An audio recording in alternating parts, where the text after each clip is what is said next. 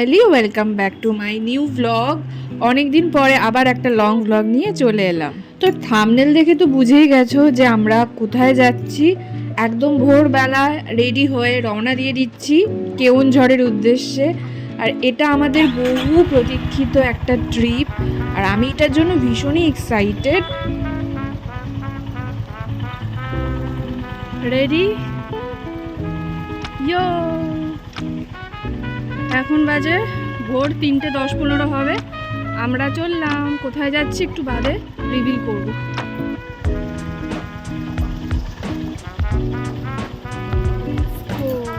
And happy independence day.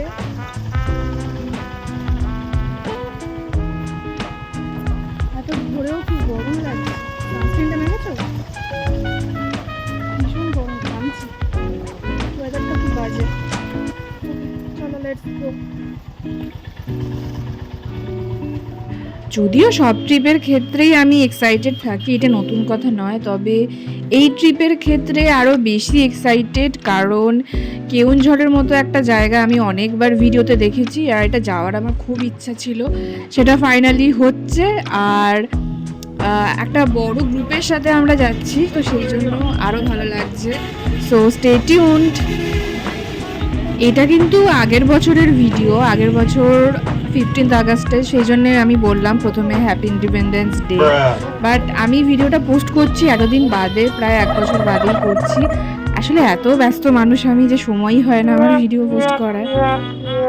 যাই হোক, তখনও বর্ষাকাল আর এখনও বর্ষাকাল, তো এটাই পারফেক্ট টাইম ভিডিওটা পোস্ট করার। তো সকাল সকাল আমরা বেরিয়ে চা খেয়ে আবার রওনা দিয়ে দিলাম, আর ততক্ষণে মোটামুটি ভালো মতো সকালও হয়ে গেছে। আমাদের বাড়ি থেকে কেওনঝড় অবধি দূরত্ব হচ্ছে প্রায় 8 ঘন্টা। আর প্রথমবার বাইক কেনার পরে আমরা এই ট্রিপটা করেছিলাম, মানে এত বড় ট্রিপটাই ফার্স্ট টাইম করেছিলাম বাইকে। তার আগে ছোটোখাটো ট্রিপ করেছিলাম। তো যাই হোক, তারপরে আমরা চলে গেলাম পথের সাথী খড়গপুরে যেটা আছে, সেইখানে ব্রেকফাস্ট করতে। আমরা পথের সাথীতে পৌঁছে গেছিলাম প্রায় 7টা নাগাদ। আর এত সকালে ব্রেকফাস্ট করার তো অভ্যাস নেই, সেদিনকে করতেই হতো। এমনিও অনেক সকালে বেরিয়েছি, আর জার্নি করতে করতে না খিদেটাও প্রচুর পেয়ে যায়। তো আমরা অর্ডার করেছিলাম ব্ল্যাক কফি আর ডিম টোস্ট। সো খেয়ে আবার বেরিয়ে গেলাম জার্নির উদ্দেশ্যে।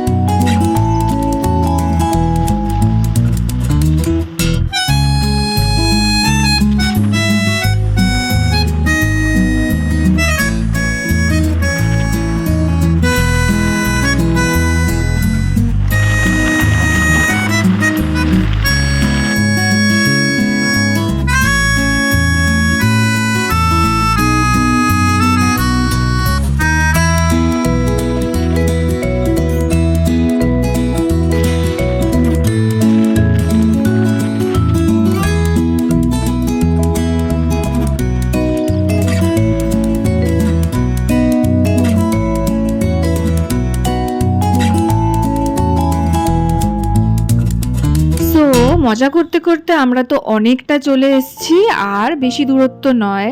আর সত্যি কথা বলতে রাইডটা কিন্তু ভীষণ এনজয় করেছিলাম। একেই বর্ষাকাল, তারপরে এত সুন্দর মেঘলা ওয়েদার। আমার মেঘলা ওয়েদার থাকলে তো ভীষণ আনন্দ হয়, আর ভীষণ ভালোও লাগে সত্যি কথা বলতে।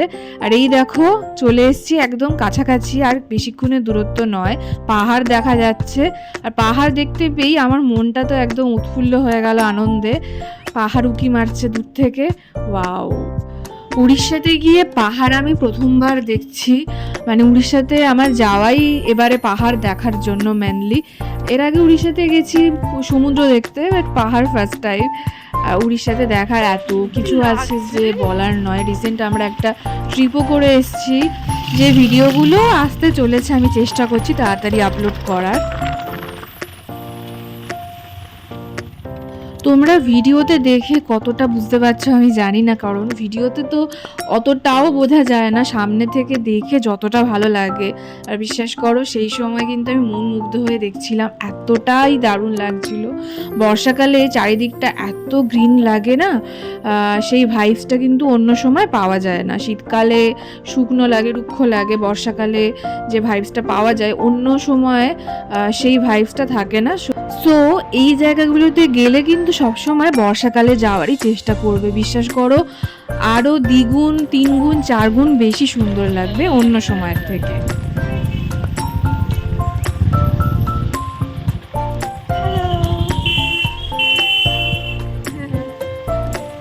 Hello cuties.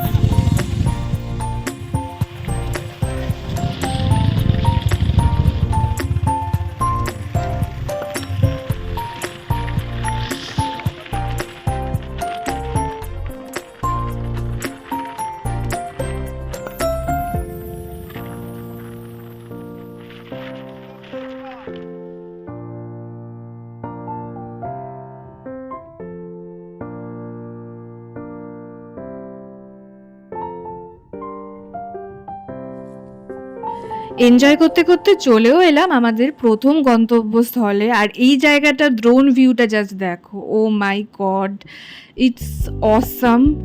আর সত্যি কথা বলতে এত সুন্দর লাগে ড্রোন থেকে সব জায়গায় সুন্দর লাগে, বাট এরকম পাহাড়ি জায়গাগুলো কিন্তু বেশি সুন্দর লাগে। এই জায়গাটার নাম হচ্ছে ঘাটি ডুবা। এইখানে দাঁড়িয়ে আমরা তখন অনেক ছবি তুললাম, ভিডিও করলাম। আর এতটা জার্নি করে আসার পর এমনিও টায়ার্ড, সো এখানে আমরা অনেকক্ষণ দাঁড়িয়েছিলাম আর প্রাকৃতিক দৃশ্যটাও বেশ এনজয় করছিলাম সেই সময়।